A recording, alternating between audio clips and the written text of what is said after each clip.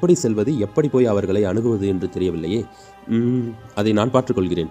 நீங்கள் இந்த மாறு வேடத்தை எல்லாம் கலைத்துவிட்டு ஒரு போர் வீரரைப் போல தனது உடைகளை மாற்றிக்கொள்ளுங்கள்.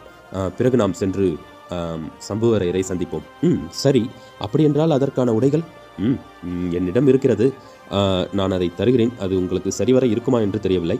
இருந்தாலும் கொஞ்சம் சமாளித்துக் கொள்ளுங்கள். பரவாயில்ல சார், நாங்கள் அட்ஜஸ்ட் பண்ணிக்கிறோம்.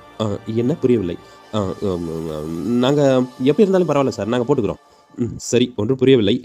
நீங்கள் எப்படி இருந்தாலும் நீங்கள் அணிந்து கொள்கிறீர்கள் அல்லவா? ஆமாம் ஆமாம். சரி, நான் அந்த ஆடைகளை எடுத்து வருகிறேன், இங்கேயே இருங்கள் என்று கடம்பனும் சென்று அந்த ஆடைகளை எடுத்து வர அவர்கள் அந்த போர் வீரர்களை போன்ற ஆடையை அணிந்து கொண்டு மேலும் அந்த பெண்ணிற்கு முகக்கவசம் அணிந்த ஆடைகளையும் எடுத்து வந்து கொடுத்தார். அதையும் வாங்கி அணிந்து கொண்ட அவர்கள் இப்போது போர் வீரர்களைப் போல தோற்றத்துடன் அங்கிருந்து புறப்பாடானார்கள். கடம்பூர் மாளிகைக்கு காலை நேரமும் ஆனது. அந்த நாளில் சூரியன் உதித்து உச்சி வெயிலடிக்க சம்புவரையரை சந்திக்கலாம் என்று இவர்கள் சென்று கொண்டிருந்தார்கள்.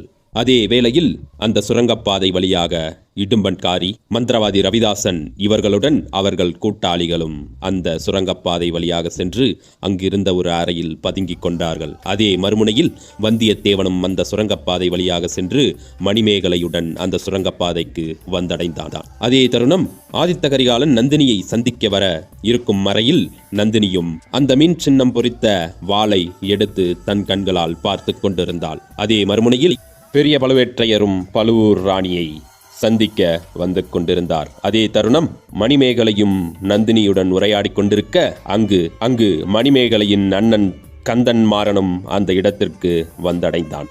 மாலை நேரமும் ஆனது. சூரியன் இருள ஆரம்பித்தது.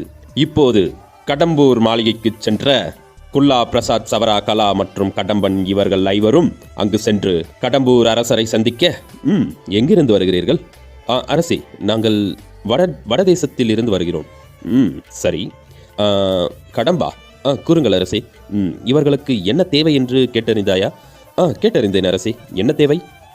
இவர்களுக்கு வியாபாரம் செய்கிறார்கள், வணிகம் செய்கிறார்கள். வணிகத்திற்கு சில காசோலைகள் உதவியாக கேட்கிறார்கள்.